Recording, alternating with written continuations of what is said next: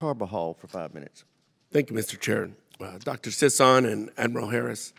Last year, the State Council Information Office of the People's Republic of China published a white paper entitled China Space Program, a 2021 Perspective, outlining its 5-year space strategy.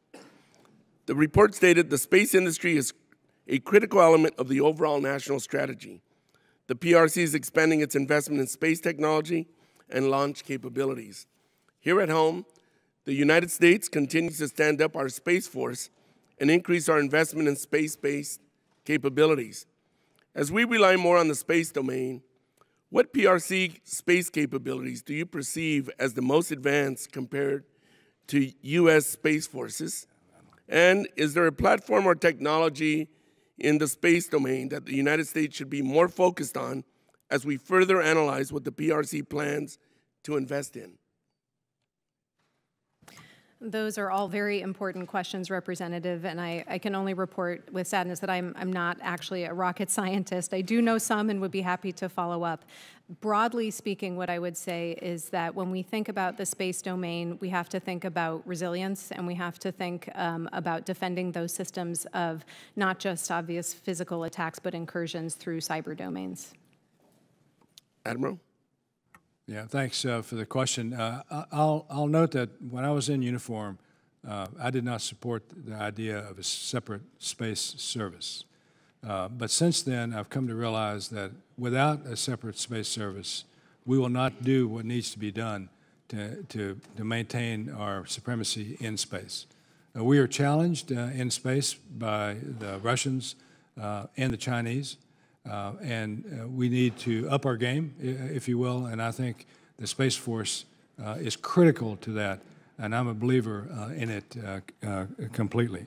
And one of the things that I hope that we wean ourselves from is our reliance on Soviet rocket or Russian rockets. Sorry, it's a little cold word slipping out there.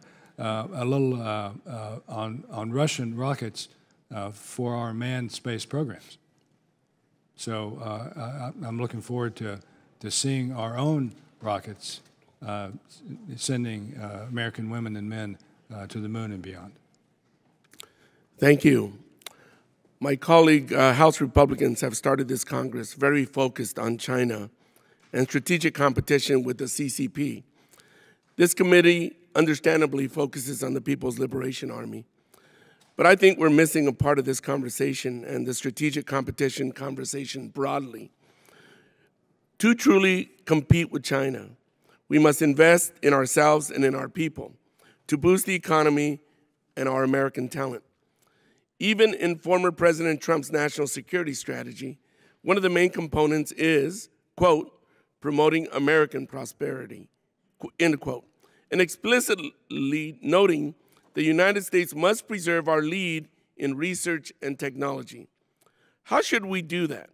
I would argue that we must invest in the American people to ensure they have access to affordable higher education and have a welcoming society that attracts foreign talent to American companies.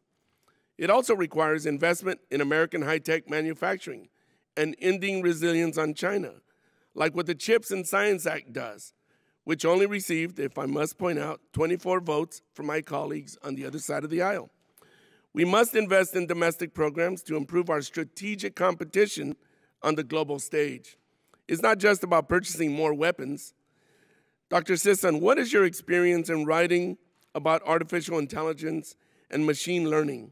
How important is having an educated, qualified workforce to conduct the research of this emerging technology? Well, none of those things can happen. We can't have emerging technology without a trained workforce invested in the mission and interested in undertaking the work. I think your emphasis on artificial intelligence is particularly apt when we think about the strategic competition with China. There certainly are and will continue to be military applications of artificial intelligence in the defense enterprise. Really, when I think about the competition over artificial intelligence, it's beyond that. It's about a competition to see where the discoveries that help human health, wealth, and well-being worldwide happen and how they get distributed. And I very much would like to see the where be here and how be based on our values and principles and not those of the CCP.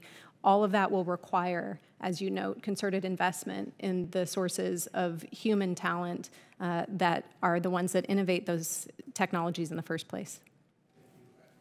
Thank you. I'm out of time. I yield back, Mr. Chair. Chair recognizes Mr. Gates for 5 minutes. Admiral Harris, it's great to have you back